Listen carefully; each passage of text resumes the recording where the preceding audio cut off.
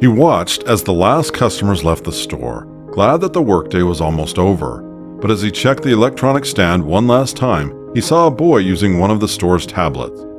He ran over to find out what the boy was up to. He couldn't say anything about what he saw the child do. Why did he act that way in the store? Tyson was studying electronics at the University of Texas. He loved technology and had worked hard to get there. Tyson was just a young man of 22 who wanted to make a career out of his love of technology. When Tyson finished his third year of college, the university invited him to one of Brazil's biggest technology shows.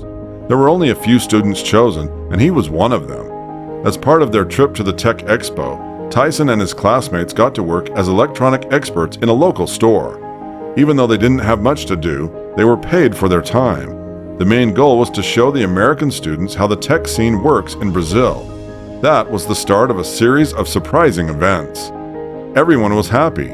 Tyson and his classmates were excited to start the day at work.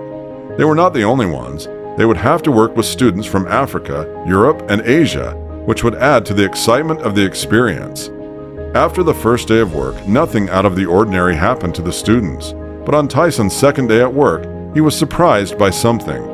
A young boy walked in. He didn't look like he was even 10 years old. There didn't seem to be anything strange. The boy was using a tablet to play. That's how it looked. Tyson didn't give the child much of his attention, but then he realized he wasn't old enough to buy anything in the store. The boy was there, but why? The boy was only in the store for a short time before he left. The next day he came back and did the same thing again. He sat at the table for a short time and then left. Tyson's third and last day of work experience was coming up. The boy didn't show up that day. Tyson looked at the tablet to see if the boy had done something to it, but that wasn't the case. So what did he do every time he went to the store? It was getting close to time to close. Tyson went back to his job behind the counter, but he still thought about the boy. He didn't think the boy would come back, but he couldn't get over the fact that he was doing something strange with the tablet. Customers were leaving, and Tyson was ready to close up shop for the day.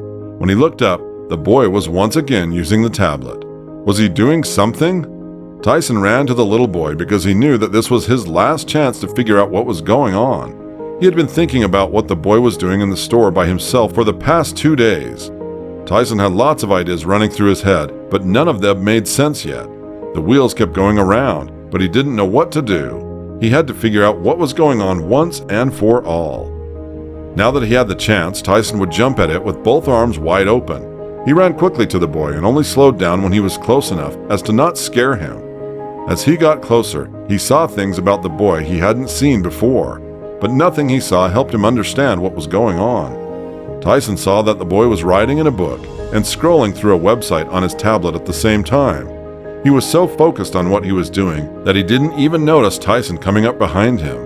When Tyson tapped him on the shoulder, he turned around and heaved like he had just woken up from a deep sleep. But what was he doing that made him lose himself so much? Tyson told him to hand over the tablet, so the boy took a step back and put his book and pen against his chest. Tyson moved his eyes up and down the tablet and saw what the boy was doing right away.